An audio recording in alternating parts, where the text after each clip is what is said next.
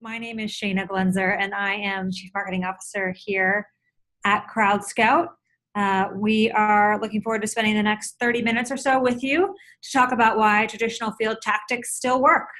Really excited to have two folks on the line and talking with you today who know a lot about this. So without further ado, I'm going to hand it over to Lucy Caldwell, who is our EVP and Chief Strategy Officer here at Crowdskout. Lucy, take it away. Hey, thanks so much, Shayna. It's my pleasure to introduce our co-panelist today, our good friend at Polis, Brett Nielsen. Brett's on the line, and I'm really excited to kick off this webinar with Brett today because Brett and I actually have something kind of odd in common, which is in addition to both being Westerners, Brett is out of Utah and I am a native of Arizona. Brett also has in common with me that he did a lot of this kind of work before he moved to the vendor side. So a lot of what we're going to talk about today is why field still matters. Brett and I both have had experience really actually truly pounding the pavement for campaigns and causes. And that's really cool because you often have folks on the technology side versus on the practitioner side. So excited to have Brett here. So Brett, hey, thanks so much for joining us today. Thank you for inviting me on. Looking forward to it today. Thank you. Cool. So for everyone on the line, Polis is a great door knocking and data company that we partner with a lot. A lot of our customers are taking advantage of Polis as an integration partner, and that's been really awesome. And so let me give you a little bit of a rundown for folks on the line about what we're going to be doing today. So first, I think Brett and I are going to prove the point of why field still does really matter. Then we're going to jump into some common misconceptions. And then we're super lucky to have Brett here to share some tips about how to make door knocking easy for you. And then we'll round it out by kind of talking about how you can bridge the work you're doing in field, particularly in door knocking, with everything else you're going to do. So we'll go ahead and get started. So Brett, I want to start by talking and sort of really making the case for why field still matters. I feel like in general, there's this idea, and there's been a lot of conflation historically with technology and digital, that now we're in this era of digital. And so, traditional field outreach just isn't as valuable anymore. And I'd love for you to talk about why you think field still matters. Yeah, of course. Yeah, you had mentioned at the beginning of the call that both you and I had spent time out pounding the pavement and knocking doors for campaigns and getting involved at the ground level. I did that for years, both in the political space as well as the corporate space, actually, which is a very terrible place to cut a living, I can assure you. But with that being said, you're right. Over the last maybe 10 years or so, there was this interesting transition between the old school way of field tactics and operations, using pen and paper and trying to recruit the right people who can gather data for you so that your campaign has the insights it needs to grow and to win a campaign, if you will. And there was this transition 10 years ago from, let's use data, let's use technology as a replacement for those traditional field tactics and see what comes of it. And the results have been amazing. And that's why field still matters. And not only does it still matter, it only got substantially better. And so excited to talk a little bit more about that later in our webinar today. Yeah, I think you're absolutely right, because I think in general, in fact, given the proliferation of other outreach tactics in the market, say social media outreach or other kinds of online communication, actually there's such customers and users and voters, whatever you're trying to sell, whether you're trying to sell a product or a brand or an idea, which most Crowdskout and Polis users are trying to sell buy-in to an idea. There's this idea, right. There's this fear, I think, that you need to do more digitally, but actually the inundation that our users are experiencing and our audiences are experiencing on social and whatever actually makes field more important than ever. So yeah. Go ahead. I was just going to say, sorry to cut you off there. That is a fantastic point. Prior to my time at Polis, I was a former founder of a digital marketing company where we did a lot of digital marketing outreach and social media outreach.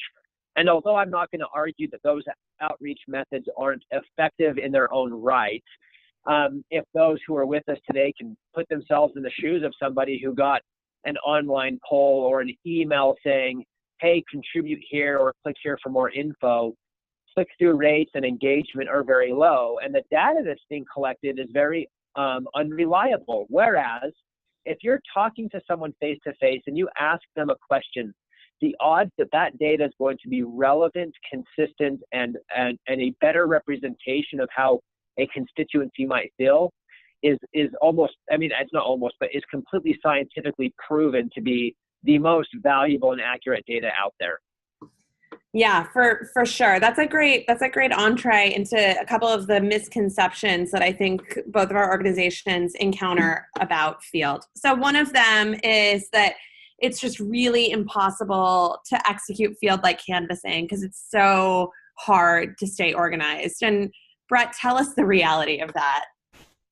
Yeah, it's not that difficult to stay organized, especially because of the advancements that take place now in Field relative to technology and data.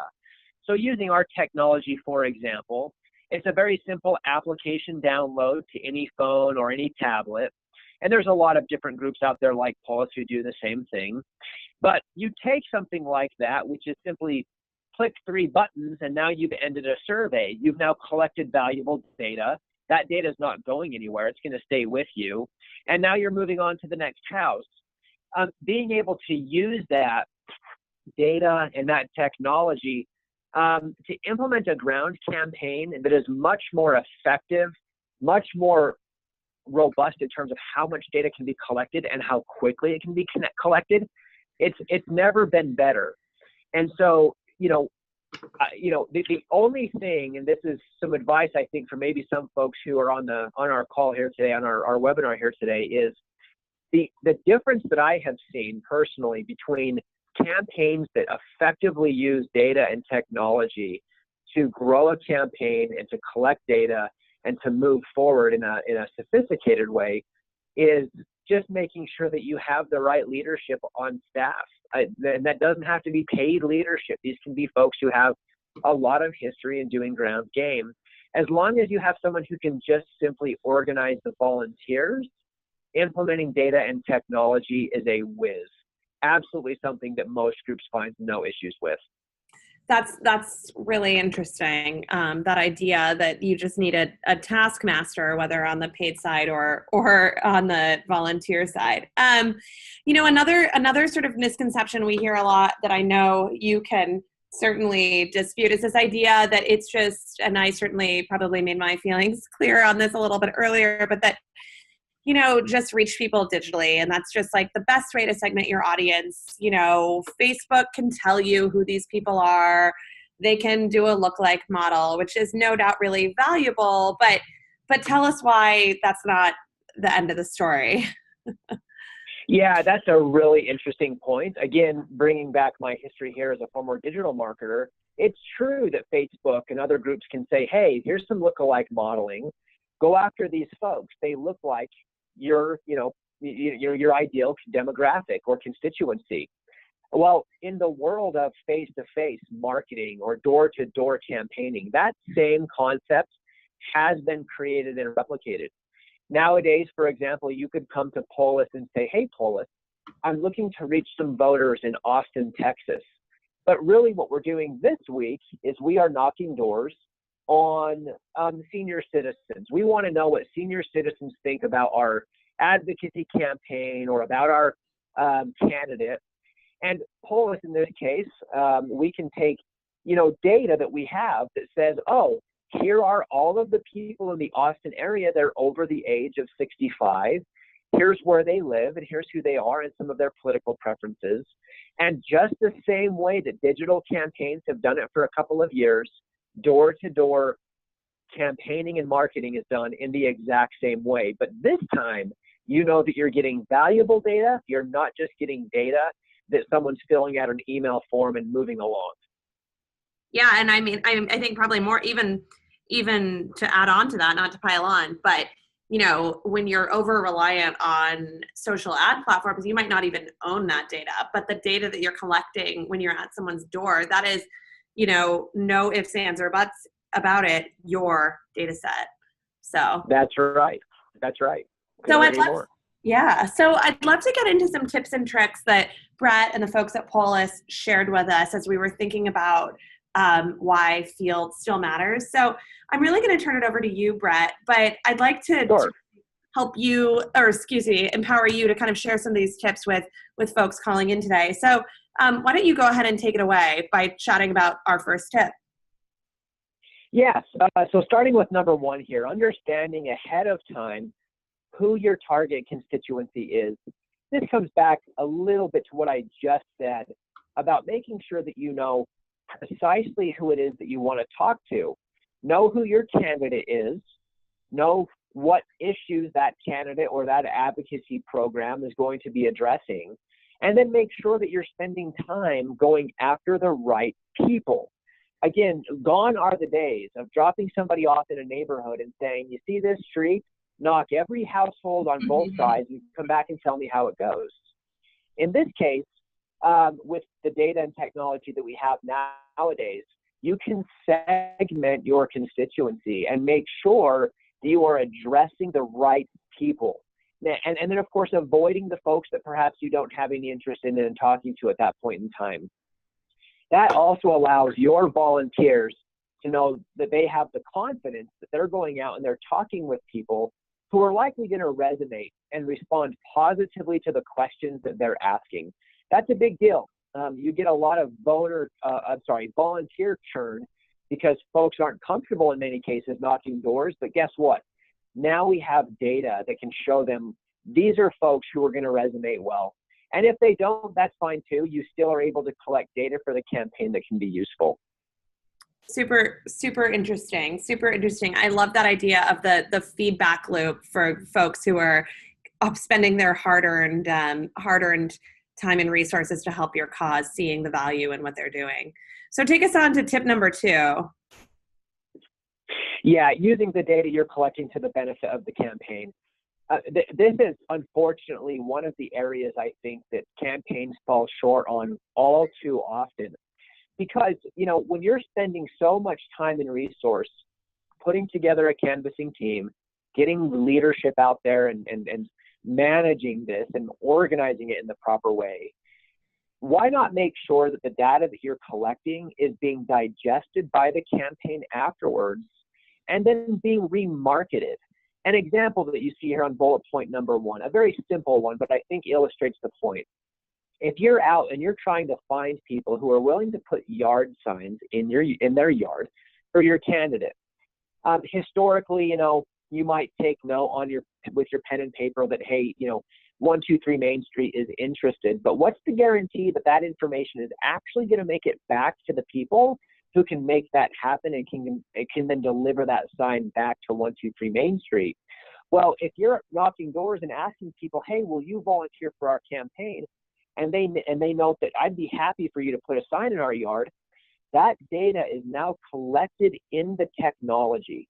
That data, that feedback loop, Lucy, that you mentioned before, which is a very good word, it's a word that we use all the time at Polis, is now being fed automatically back to the campaign. We're no longer relying on the volunteer to ensure that in the evening they come back and drop off walk lists, but rather it's being looped back. And now all someone has to do on the campaign side is at the end of the day, look up everybody who said, yes, I want a yard sign.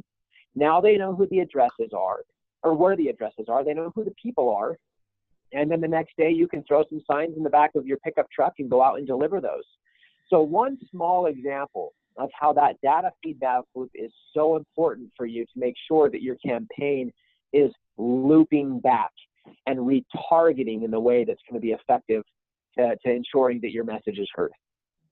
Yeah, well, I assume that Polis doesn't include sign pounder tools from Home Depot in the technology, but that's a very good tip. That's the only thing missing. So the that's next, right. Yeah, and the inevitable storm conditions or hot heat as That's you're right. planning those follow-up yard signs, right? So the next thing that That's you right. said, obviously, aside from just what big dividends this pays, is that you really need to figure out how to make maps work for you. Tell me more about what you Right. mean by that. Yeah, one of the functions and features that Polis provides in their application is when you're going door to door, or when you're looking at maybe a larger turf, you can see on there what doors have been hit and what doors haven't. And if maybe some doors have been hit, but people weren't home, that's being annotated, and you can see that on your map. And so you can get a very good idea very quickly on your map, well, what are the areas that have been utilized or have not been hit in a way that maybe other areas have, saturated, if you will. One thing that I think historically campaigns have had a hard time managing is well, have we truly and fully canvassed all of the neighborhoods in this constituency? We don't want anyone thinking that our candidate or that our advocacy program is leaving anyone out. We want everyone's voice to be heard. And so using technology now, you're not relying, yet again, on paper and pen methods, but rather you're relying on very up-to-date, accurate, and very user-friendly maps that show you, hey, up here in the Northeast, we haven't sent enough volunteers up there. There's no one who is knocked up there. Whereas down here in the Southwest, everything's been knocked. We don't need to go back there for another couple of weeks.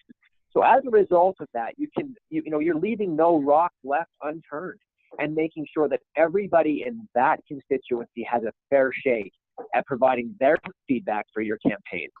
Yeah, that makes a lot of sense. And you've been alluding to what I think is your tip number 4, which is how to move folks away from traditional pen and paper as quickly as possible. And, before you tell us why this is so important, an anecdote that I think is so interesting and that you probably can speak to as you take us through this is that I feel like a lot of times I hear from campaigns that are still operating in, no insult to anyone, but really in like a retro view of using pen and paper when they do get around to field, is that they often want to tell me how their volunteers who are out door knocking are older people who really, make use of pen and paper. But I'm so surprised by that sometimes, because I think, yeah, but everyone's grandmother is on Facebook. People may not be digital natives, but they're for sure logging on to their tablet devices, to their smartphones every day. So talk about why it's so important and just how to move folks away from pen and paper.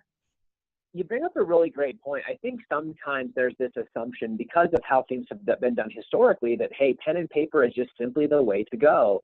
And a lot of our older volunteers, I think they assume the same thing. They've been knocking doors for 20 years, and they've been doing it one way, and that's with pen and paper. The good news is I have viewed unequivocally that the industry trends are thankfully moving away from that. And I don't say that to denigrate the old process, as you had mentioned, Lucy, but to simply say that, look, there are better ways to do things now that should be employed in order for you to get a leg up to win your campaign. One thing, for example, the first bullet point there is by moving away from pen and paper and onto a data-based software platform like Polis, is it hedges against data loss. In the old days, you would have to take your documentation and your paperwork back to headquarters and drop it off, and then people would have to then input that material and input that into the central database and system. And that if that happened, you were lucky. In many cases, folks weren't getting that information back to the campaign, and look at all of the information that's just been lost. A storm hits, information's ruined, and you've just spent a day knocking doors, and all of that data is gone or potentially gone. Additionally to that, it allows you to fully measure the efficacy of your door knocking program, because the data that's being collected is not only helpful for the campaign and the candidate, but it's also helpful for you to understand how effective your canvassers are. Polis, for example, tracks how many doors are knocked, per hour, who the top canvassers are, and who are the folks that maybe kind of knocked per day and then went on to other things. It allows you to really organize your door knocking campaign in a way that you can track, and there's no data being lost. That makes total sense. I mean, certainly tracking and connecting and preventing data loss from informing other outreach methods is something that we definitely evangelize, because we do see organizations that historically have been putting so many resources into a certain type of outreach, but then not tracking it anywhere. And then you get that Right.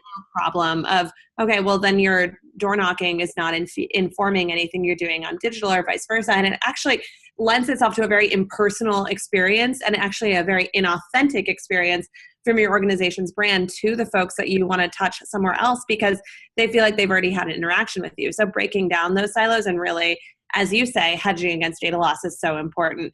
So I want to move on to, I think that is a thing that is true in door knocking and in life that you shared with me, which right. that it's really all about the follow through. That's right. Yeah, I think one point, here it is, this first bullet point here. Many folks on this call may or may not have experience with this. I actually do have some sales experience in my background, but the same rule absolutely applies to politics. Studies have shown time and time again that it's all about the follow through. For example, you need to contact someone 7 times before full impact is met, before they maybe learn the name of your advocacy program or your candidate's name, before they fully understand what your candidate stands for and what they want to accomplish should they be elected. If you are not finding ways to find out what's important to individuals, digesting that information back into your campaign headquarters, and then building remarketing campaigns to go back out and touch base with these folks, thank them for their previous conversation, ask them new information, their thoughts and feedback. And Lucy, I think here in a minute, you'll talk about additional ways to retouch base with people.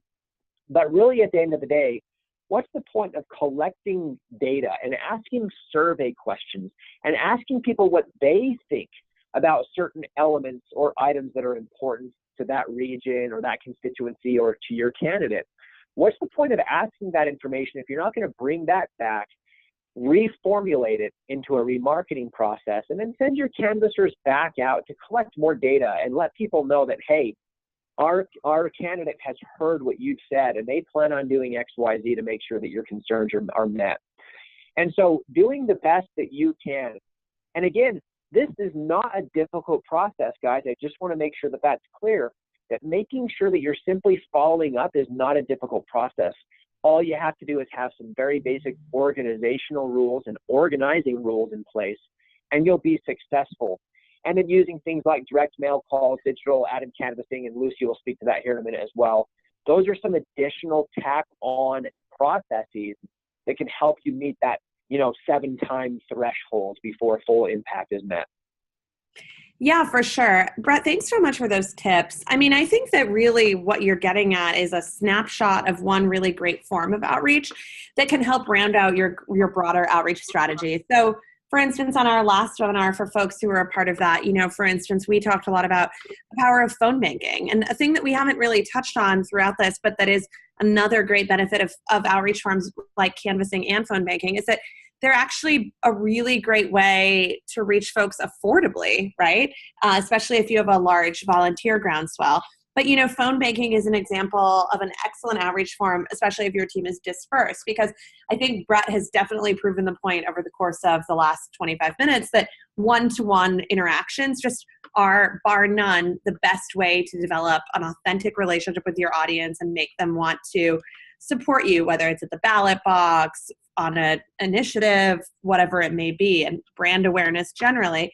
Phone banking is another great way to do that. And the other great part of that is thinking about even new technology that's coming online that can help you as well. Crowdskout's rolling out a peer-to-peer texting tool, and that's another great way to reach your audiences. The open rates of text messages in folks' smartphones is so far and beyond what you'll see in things like email outreach or otherwise, but it still gives you that way of having a one-to-one interaction with a person. You text and say, hey, I'd love it if I could share more with you about our cause. Someone texts back, is this a robot? And you're like, no, it really isn't. It's me. I just want to connect with you about this important issue.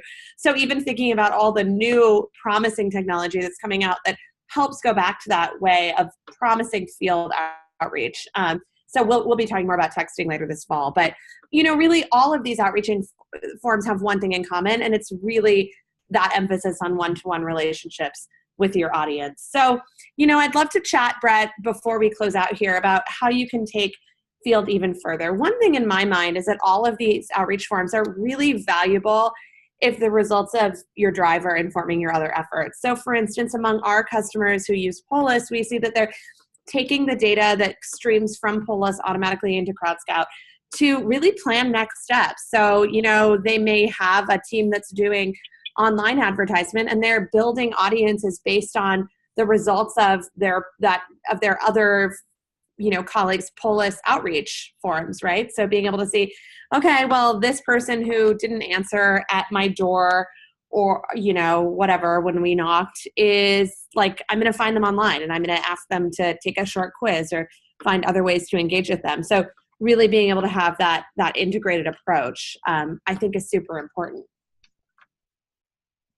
Yeah, I would agree with that. I think that one of the things that Polis has focused on in the last, couple of years when looking at our relationship with Crowdskout is this holistic view to using data and using technology to win. And what I have unequivocally seen, I think I've already used that word, so apologies for bringing it back into the system here. But what I have seen is that those campaigns that recognize the power of using these variety of tools working together in a holistic process, whether you're just a simple local campaign all the way up to some national process or program, using these effectively as a system is by far the best way to ensure that you get your point across and that your talking points are being heard by the people who need to hear them. And so whether it's phone banking, texting, canvassing, volunteer outreach, whatever else it might be, the good news, especially to those folks who are with us today, is that these tools exist, they're affordable, and they're built to do precisely what you want them and need them to do. Yeah, that's so right. So, we'll sort of jump into questions here in a minute, but just before we do, Brett, thank you so much for joining us. And as a reminder for folks who are existing Crowdskout users or folks thinking about how to build up their tool set for advocacy and outreach, in the Crowdskout Polis integration, you can automatically have that data collected through Polis, all that great stuff that Brett's been talking about doing, all of that cutting edge technology to see who's performing as canvassers, how your message is resonating with folks. All of that is going to be pulled back into Crowdskout automatically. And that's really going to give you the ability in both platforms to really discover what's working, what's not, and really creating effective strategies for becoming a winning campaign and moving would-be supporters to really power advocates for your cause. So with that, Brett, if it's all right with you, I'm just going to jump into a few questions that we have. We have just a few minutes left, and I want to respect folks' time. But one of the first questions that I'd be interested in hearing from you is, how do you see folks, what are some of the tips? You talked a lot about that kind of idea that you need to knock, or not knock, but have contact with someone 7 times. What are some tips that you have for folks to make that big number manageable? What's the way to balance kind of like that follow through that you expressed is so important without either over inundating a audience member or even just information overload generally? Yeah, that's a really good question. The first thing that I would say there is, excuse me, to whatever degree you can, get started early. If it's within your budget and if it's within the kind of scope of the work that you're going to be doing as a campaign or, a ballot initiative, get started as early as you can. Give yourself as much runway as possible so that you can make sure that your message and your brand is getting out there early enough, and that gives you time to make sure that you have multiple interactions with folks. Now, it would be true that if you went and knocked on someone's door 7 times in a 2-month period, they would probably get kind of tired of you. And so that's why some of these added methods, such as, Crowdskout, your guys' phone banking methods, and direct mail and email, and some other strategies so that people see the name and the brand in front of them over and over again. And then using your canvassing program as a way to get back out into the community literally and having a few conversations with people. What we have generally found on our side is that after the third time that you talk to somebody in person, that they are not going to forget who you are and what your campaign is standing for and who you're running against and what you're trying to do, especially if you're asking them pertinent questions that matter to them. And so I would say that, look, get started early. Start organizing your teams, even if they're really small, guys. You don't have to have some massive national or statewide or even county-wide process to start with, but you can certainly grow into that over time. And then use these other methods to make sure that you're hitting that, it's not a magic number by any means, but get to that number to where people are hearing about you often. Cool. But on the other hand, Brett, as we look at our calendars and see that we're in early September, if you haven't gotten started yet, in other words, if you didn't get started early, start now, right? I would agree with that. Yeah, no time to lose. Start now if you're looking to do some of this. Yeah, and then exactly. one other question I'm seeing pop up a lot are just sort of general questions on how do you measure the success of your field tactics? Like what's the right way to report on what field success or failure looks like? Yeah, a good question. There are actually a handful of ways to measure it. And so depending on what you think is success or how you want to measure success, that can vary on a few different levels, but I'll give you just a couple of examples quickly. One group that we have worked with previously that has done quite a bit of canvassing with us is they measure their success on the amount of people that in the general election, especially, they have found success convincing that person to vote for their candidate as opposed to another candidate. So these are kind of your independents, your fence-sitting folks. But one of the things that they do when they go door to door is they ask the person, hey, here is some information and some literature on what we're doing. Based on this information, are you more likely now to vote for this candidate or not? And the fact that they get more people answering affirmative to that question shows them that to a degree, it's not a guarantee that that person is going to put their shoes on and get out and vote on that day. But what it does do is it shows that the awareness and the positivity in the direction of their client or another client, their candidate, is moving in the right direction, moving the needle, especially in the general when it's so important. That's one way to measure success. Another way, of course, too, we've already mentioned is, are your volunteers having a good experience, and are they covering the territory that you need covered?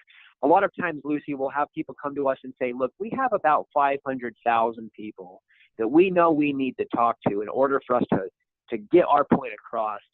And for them to be able to have a volunteer base, an army of folks going out and hitting those doors, if they're able to come close to that number and make sure that they're actually knocking those doors and having those conversations, that's a great way to measure success. If you know that your constituency is number X, get as close to that number as you can, and Polis's system is able to track that for you.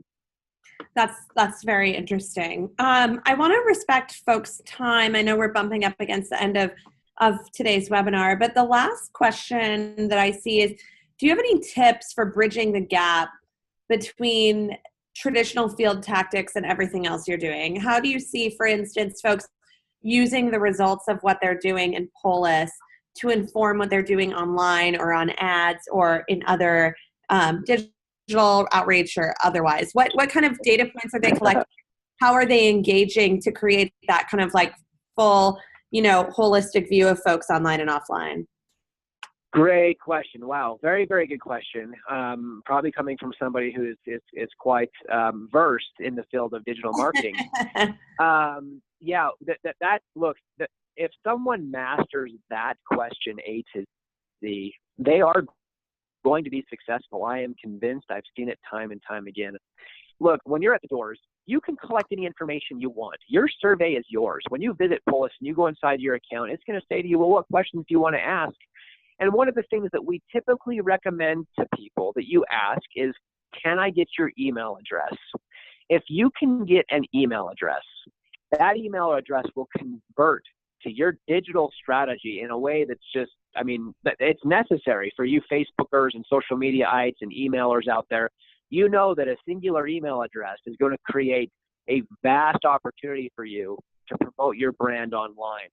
And so if you're out there asking questions, for example, you're asking taxation questions, tax questions to a particular constituency, and in that survey you're collecting email, you can then take those email addresses, knowing that, hey, this was our, tax, study that we did, and then use those very precise email addresses to come back to those people on social media or to your email and simply say to them, hey, did you know that candidate X, Y, or Z is very strong on this point that's interesting to you relative to taxation? And so that A to Z process, as you can see, would be very powerful. It requires you to have some good, not only field tactics, but good digital people. But if your field team is being used as an arm to collect data that can be used in further marketing in other channels, that's a very powerful thing. Phone numbers is another thing. If you're collecting phone numbers at the door, you can feed that to your phone banking process and do the exact same thing. So I would recommend that as you're out in the field, don't just ask questions about what's important to people, but ask them questions. Would you be willing to volunteer? If so, can we get your email address or your phone number? And then you can use that information to loop back with that person down the road, whether you're remarketing to them on hey, can we put a sign in your yard, or we're remarketing to them to make sure that they know that our candidate is a champion of their cause. Yeah, you're really speaking my language. I hear a lot folks, fret over how to get information about their audience, about how to engage with them further. And, you alluded to having a sales background, and in sales, folks talk about the ABCs of sales, always be closing. But, in data-driven outreach world, we have ABCs too, and it's always be collecting.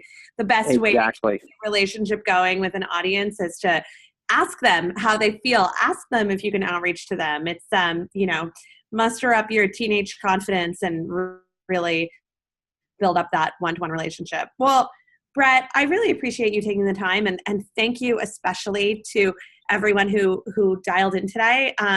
For those who maybe missed a moment and want to see the whole webinar end to end, we'll be publishing a recording of this on our website later this week, and we'll share that with you. Please feel free to share it with your friends. Thanks again so much, Brett, to you and to everyone at Polis, both for taking part in this webinar today and also for being such great partners to us. So thanks so much. Thank you very much. Thanks. Take care.